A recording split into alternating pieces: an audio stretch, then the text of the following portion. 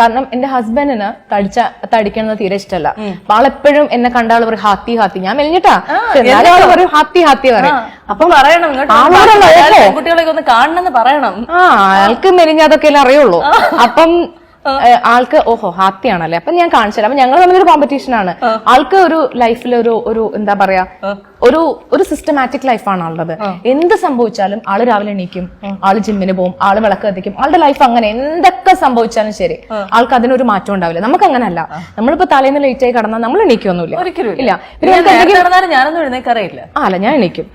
പിന്നെ എന്തെങ്കിലും വിഷമം ഉണ്ടെങ്കിൽ നമ്മൾ വിചാരിക്കും ഇന്ന് കുറച്ച് വിഷമല്ലെന്ന് എണീക്കണ്ട, അങ്ങനെയൊക്കെ. പക്ഷെ ആളങ്ങനെയല്ല. ആളുടെ കൂടെ കൂടിയിട്ട് ചെയ്യേണ്ട അവസ്ഥ വന്നു.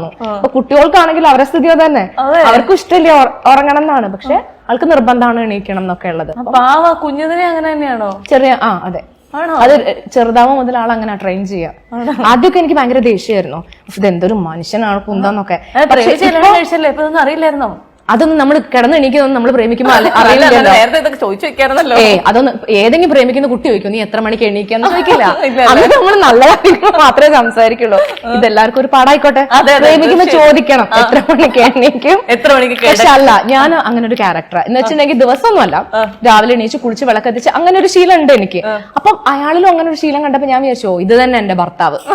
പക്ഷെ ഞാൻ വിചാരിച്ചില്ല ഒരു ദിവസം പോലും ആളത് മാറ്റൂലെന്ന്. നമ്മൾ മാറ്റും. സാറ്റർഡേ നമ്മൾ വിചാരിക്കും വേണ്ട ഇന്നിപ്പോ ചിലപ്പോ വിളക്ക് എത്തിക്കണ്ട, ഒന്ന് എണീക്കണ്ട, അങ്ങനെയൊക്കെ വിചാരിക്കില്ലേ. ആൾക്ക് അങ്ങനെ നടക്കില്ല അല്ലെ. പക്ഷെ ഇപ്പൊ ഞാൻ അതായിട്ട് യൂസ്ഡ് ആയി. ഇപ്പൊ എന്റെ കുട്ടികൾക്ക് പറയുന്നുണ്ട് അച്ഛൻ അമ്മയ്ക്കെങ്കിലും ഒന്ന് മാറിക്കൂടെ, ഞാൻ മോളെ തായി പോയതാ, ഇനി ചെയ്യാൻ പറ്റൂലോ ഒന്ന്. ഈ ഇത്രയും വർഷങ്ങൾക്ക് ശേഷം ഇങ്ങനെ ഒരു പള്ളിമണി എന്ന് പറഞ്ഞൊരു സിനിമയിൽ അഭിനയിക്കാൻ നേരത്തേക്ക് പേടിയുണ്ടായിരുന്നോ? അയ്യോ ഇനി എങ്ങനെയായിരിക്കും ആളുകളെ സ്വീകരിക്കുക അങ്ങനെയൊക്കെയുള്ള ആലോചിച്ചിട്ട്?